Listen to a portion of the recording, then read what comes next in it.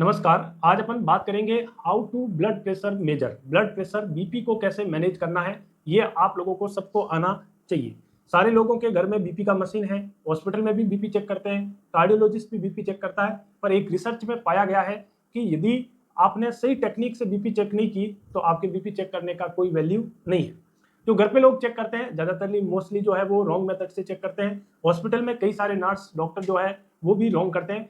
एक रिसर्च में पाया गया है 80% जो है बीपी चेक करते हैं कार्डियोलॉजिस्ट भी 80% ही बीपी ठीक करते हैं चेक, बाकी 20% वो भी गलती करते हैं। क्या गलती है वो, उस गलती के बारे में बात करेंगे। और क्या आपने बीपी गलत चेक किया तो उसके क्या मायने हो सकते हैं, ये बहुत बड़ी सटीक जानकारी जो है रहने वाली है और सबके बेसिक लाइफ के अंदर जरूरत है। तो फर्स्ट बात करते हैं, जब भी आप किसी का बीपी चेक करो तो सबसे पहले उस पेशेंट को काम डाउन होना चाहिए। पेशेंट बिल्कुल रेस्ट में होना चाहिए, ना ज्यादा चल के आया हो, ना ज्यादा कोई कैफीन पिया हो, कॉफी चाय कोल्ड ड्रिंक या कोई साइको सब्सटेंस सिगरेट अल्कोहल इस तरीके का कोई चीज उसने इंटेक नहीं किया हुआ हो।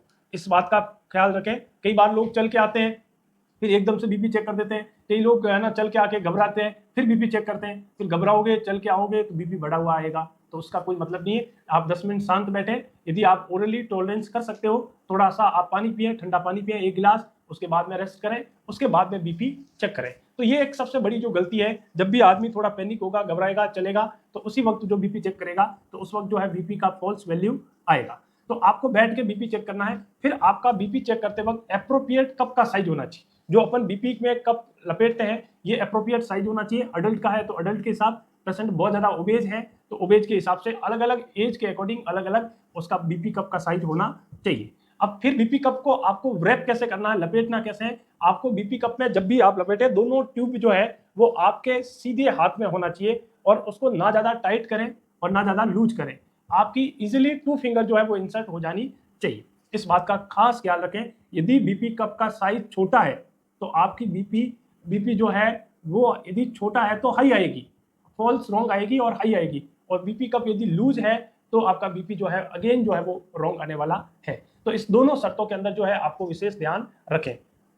फिर आपने बिल्कुल सही उसको अप्रोप्रिएट बीपी कप साइज को चूज किया है, बिल्कुल आपने 2 फिंगर इंसर्ट कर रहे हैं, बिल्कुल आपने टेक्निकली एकदम सही से उसको व्रैप कर रखा है। फिर उसके बाद में और लोग क्या गलती करते हैं, उसके आपको जब भी पेशेंट का बीपी चेक करते हो तो बीपी मशीन और हार्ट का जो लेवल है इसको बोलते हैं जीरो इन लेवल, एक ही साइज में होना चाहिए। हार्ट यहाँ है और बीपी मशीन नीचे है तो वैल्यू जो है वो गलत आएगी।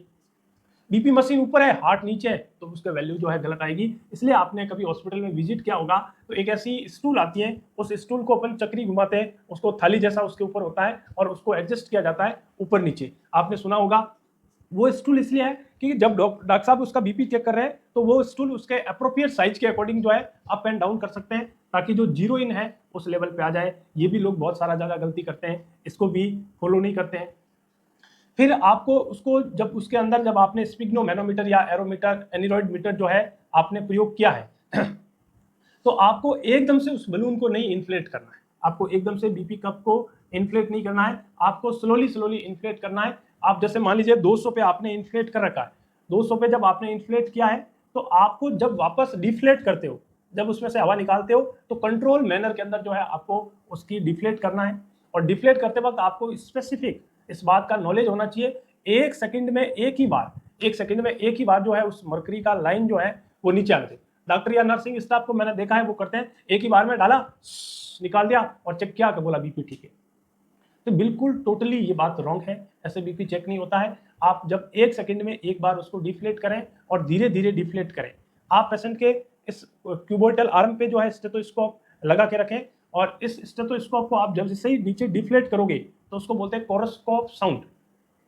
कोरोस्कोप जो साउंड है वो आपको सुनाई देती है, एक लेवल आ जाता है जहां पे आपको ठक से लाउड साउंड सुनाई देगी, इस साउंड को बोलते हैं कोरोस्कोप साउंड। और जैसे ही आप डिफ्लेट करोगे ये कोरोस्कोप साउंड जो है धीरे धीरे धीरे धीरे धीरे धीरे धीरे करके एक जगह पे डिसअपियर हो जाएगी। जहां पे कोरोस्कोप साउंड आपको लाउड और फर्स्ट टाइम सुनाई दी तो वो है आपके ऊपर का बीपी जिसको बोला सिस्टोलिक बीपी।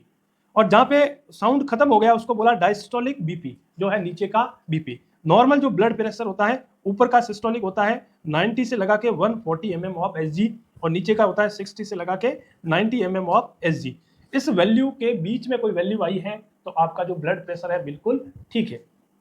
तो इस तरीके से जो है बीपी चेक करते हैं। और मान लो आपका बीपी जो है वो गलत आ गया, बढ़ा हुआ आ गया या फिर कम आ गया, तो आपको फटाक से उसका डिसीजन नहीं करना, आपको पैनिक होने की कोई जरूरत नहीं है। आपको फिर पानी पीना है, शांत बैठना है, उस चीज को रीचेक करना है। क्या करना है? रीचेक करना है। रीचेक करने के बाद में यदि गड़बड़ी आती है तो आप सीनियर डॉक्टर या नर्स को इन्फॉर्म करें, या फिर आपने डॉक्टर ने क्या आपको टेबलेट दी है कि जब बीपी कम हो जाए या ज़्यादा हो जाए आप उसको डॉक्टर की सलाह या उस प्रेस्क्रिप्शंस को जो फॉलो करके है वो आपको लेनी है। ज़्यादा आपको कोई चिंता करने की जरूरत नहीं है। और ऐसे यदि आप बीपी चेक करोगे तो आपका बीपी बिल्कुल सही से आएगा। यदि ये जानकारी आपके नॉलेज में इंक्रीमेंट किया है, आपको नया सीखने को मिला है, तो ऐसे ही हमारे चैनल पे रोज वीडियो डाली जाएगी हेल्थ के बारे में, और आपको सिखाया जाएगा कि किस तरीके से आपको करेक्ट जो है वो आपको बीपी, पल्स, रेस्पिरेशन या फिर जो हॉस्पिटल की मेडिकल की जानकारी है वो देने के लिए हम आपके चैनल पे डेली वीडियो अपलोड करते हैं। तो चैनल को लाइक, शेयर, सब्सक्राइब कीजिएगा। धन्यवाद।